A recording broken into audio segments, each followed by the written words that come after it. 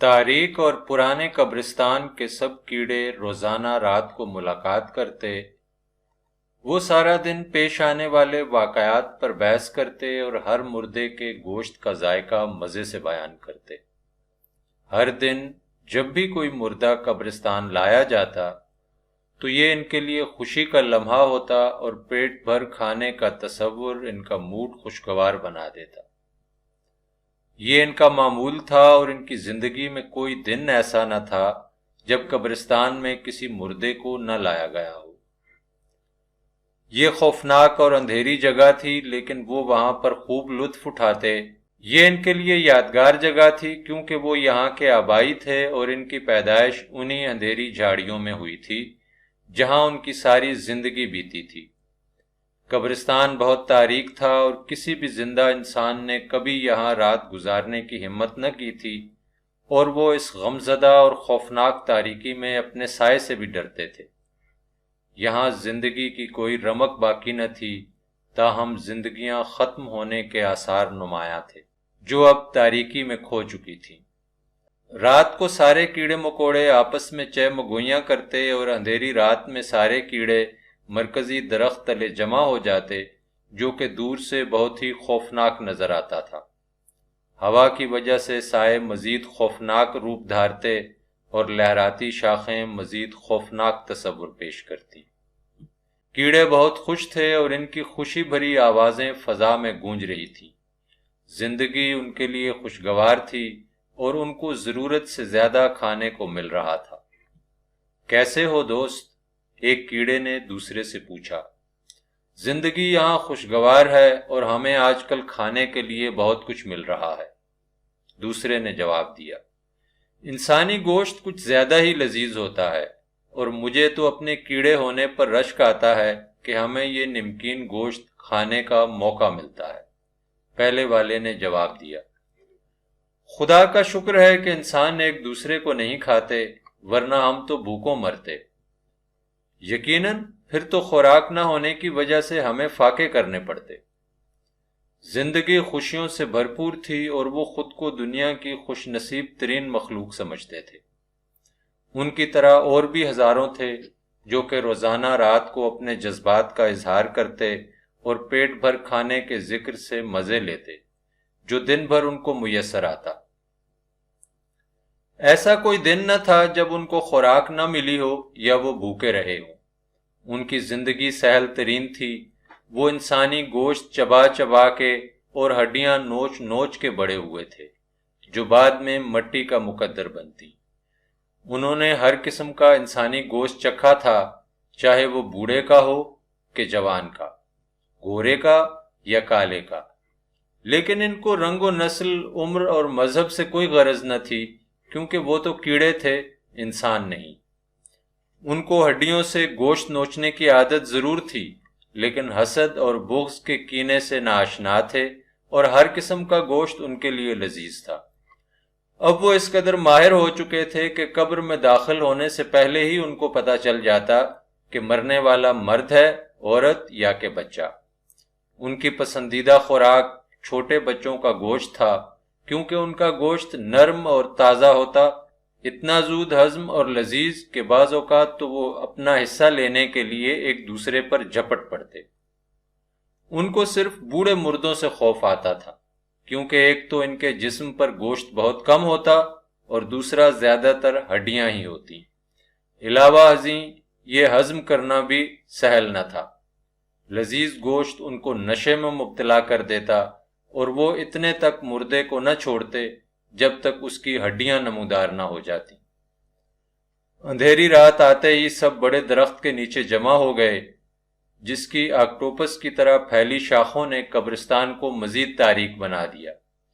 ایسے معلوم ہوتا جیسے یہ قبرستان کی تمام مخلوق کو پناہ دینا چاہتا ہے۔ سارے کیڑے مکوڑے خوفزدہ دکھائی دیے، کیونکہ مرنے والوں کی تعداد میں دن بدن اضافہ ہو رہا تھا اور وہ تمام مردوں کو کھانے سے قاصر تھے، جو روزانہ کسی تاریک قبر میں پناہ گزین ہوتے۔ اگرچہ انہوں نے خود کو مختلف گروپوں میں تقسیم کر رکھا تھا تاکہ مردوں کا روزانہ صفایا کر سکیں، تاہم پھر بھی گوشت ختم نہ کر پاتے۔ اپنی ضرورت سے زیادہ کھانے کے باوجود بھی گوشت بچ جاتا۔ انہوں نے ساری زندگی کسی مردے کو کھائے بغیر نہیں چھوڑا تھا۔ مردوں کی تعداد میں دن بدن اضافہ ہو رہا ہے، ایک کیڑے نے دوسرے کو کہا۔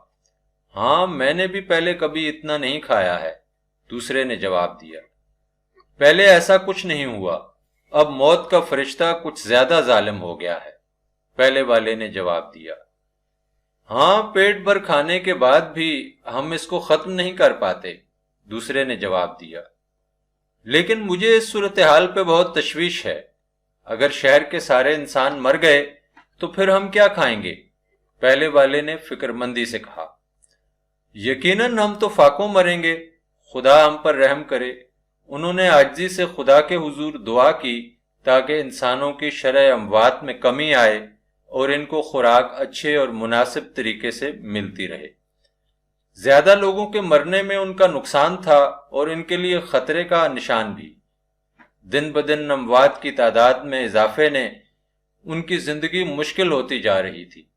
وہ شہر کے حالات پر فکر مند تھے جہاں موت کے فرشتے کا راج تھا اور روزانہ ہی قبرستان میں لوگوں کا جمع غفیر جمع ہوتا۔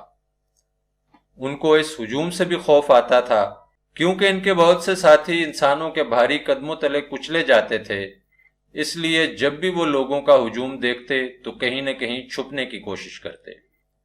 کچھ ماہ بعد بہت ہی عجیب و غریب صورتحال پیش آئی کہ مردے خون میں لت پت ہوتے اور ان کے اجسام سوراخوں سے چھلنی ہوتے۔ کیڑوں کو کفن میں داخل ہونے کے لیے راستہ تلاش کرنا پڑتا کیونکہ بعض اوقات وہ مردے کے خون سے رسنے والے خون میں ڈوب جاتے۔ اب گوشت کھانا ان کے لیے آسان کام نہ تھا۔ ان کے لیے سب سے حیران کن لمحہ وہ تھا جب مردوں میں عجیب و غریب اشیاء نظر آنا شروع ہوئیں۔ مردے لوہے کے راڈ، بیرنگ، سپرنگ، میخوں، کیلوں اور دوسری عجیب و غریب اشیاء سے بھرے ہوئے تھے۔ اب گوشت صاف شفاف نہ رہا تھا اور ان کو بہت احتیاط سے کھانا پڑتا تھا، جبکہ گوشت کا ذائقہ بھی آہستہ آہستہ ختم ہو رہا تھا۔ شہر میں کیا ہو رہا ہے؟ ایک کیڑے نے دوسرے سے پوچھا۔ کچھ معلوم نہیں، اب انسان روزانہ قبرستان آتے ہیں اور مردوں کی تعداد بھی بڑھتی چلی جا رہی ہے، دوسرے نے جواب دیا۔ کیا تم نے محسوس کیا کہ گوشت بھی بے ذائقہ ہوتا جا رہا ہے؟ اب تو کوئی مزہ ہی نہیں رہا، پہلے والے نے دوبارہ کہا۔ اور یہ صاف بھی نہیں ہے، گوشت لوہے سے بھرا ہوتا ہے۔ مجھے سمجھ نہیں آ رہی کہ انسان لوہا کیسے کھاتے ہیں، دوسرے نے جواب دیا۔ میں خود حیران ہوں، اور کیا تم نے دیکھا؟ یہ مردے خون سے تر بتر ہوتے ہیں۔ پچھلے دنوں میں تو ایک مردے کے خون میں ڈوبنے والا تھا، پہلے والے نے جواب دیا۔ خدا بہتر جانتا ہے یہاں کیا ہو رہا ہے۔ مجھے لہو سے تر بتر مردے بالکل پسند نہیں، مجھے تو خشک مردے پسند ہیں کیونکہ ان لہو مردوں میں کوئی ذائقہ نہیں ہوتا، دوسرے نے جواب دیا۔ ہاں، کبھی کبھار تو گوشت جلا ہوا ہوتا ہے، بہت ہی سیاہ اور دھوئیں سے بھرا ہوا۔ خدا معاف کرے، یہ انسان اپنے مردوں کے ساتھ کیا کر رہے ہیں، پہلے والے نے جواب دیا۔ ہاں، میں نے سنا ہے ہمارے بہت سے ساتھی یہ زہریلا گوشت کھانے کی وجہ سے مر گئے ہیں، نہیں معلوم کہ ان مردوں میں زہر کہاں سے آیا۔ میں خود بھی ڈر ڈر کر کھاتا ہوں، حیرت ہے کہ انسانی خون زہریلا ہو چکا ہے۔ وہ خوفزدہ تھے اور یہ سمجھنے سے قاصر کہ ان کے حصے کا گوشت کون کھا رہا ہے۔ دفن ہونے والے اکثر مردے چھلنی ہوتے اور ان کے آدھے دھڑ غائب ہوتے، جو ان کے لیے فکر انگیز لمحات تھے۔ وہ سارے قبرستان کو جانتے تھے، وہاں پر کوئی ایسا نہ تھا جو ان کے حصے کا گوشت کھا سکے، کیونکہ وہ سارے مل جل کر کھانے کے عادی تھے۔ وہاں ہر چیز مل کر کھائی جاتی تھی اور کوئی بھی اکیلے تنہا نہیں کھاتا تھا۔ وہ اس چور کو نہ پکڑ سکے۔ دن گزرنے کے ساتھ ساتھ ان کی پریشانیوں میں بھی اضافہ ہوتا جا رہا تھا۔ ظلم اور تشدد جاری رہا جو نہ سمجھ کیڑوں کے علم سے باہر تھا۔ ایک دن ان کی ملاقات دوسرے قبرستان کے چند کیڑوں سے ہوئی تو انہوں نے بھی ایسی ہی کہانیاں سنائیں۔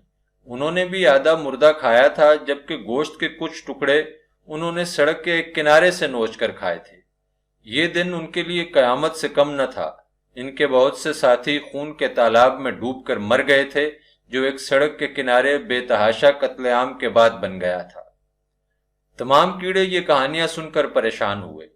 انہیں یقین نہ آیا کہ اب انسانوں نے انسانوں کو کھانا شروع کر دیا ہے۔ اگر انسان ہی انسان کو کھانے لگے تو ان کے لیے کیا بچے گا؟ یہ ان کے لیے اذیت ناک تھا۔ ان کے دل میں انسانوں کے لیے نفرت پیدا ہو گئی کہ انسان اتنے ظالم ہو چکے ہیں اور وہ ایک دوسرے کے گوشت کے عادی ہو چکے ہیں۔ کیا تم نے کہانیاں سنی ہے کہ زمین پر کیا ہو رہا ہے؟ ایک کیڑے نے خوفزدہ ہو کر دوسرے سے پوچھا۔ ہاں، میں تو یہ جان کر حیران ہوں کہ انسان ایک دوسرے کو کھا رہے ہیں، دوسرے نے جواب دیا۔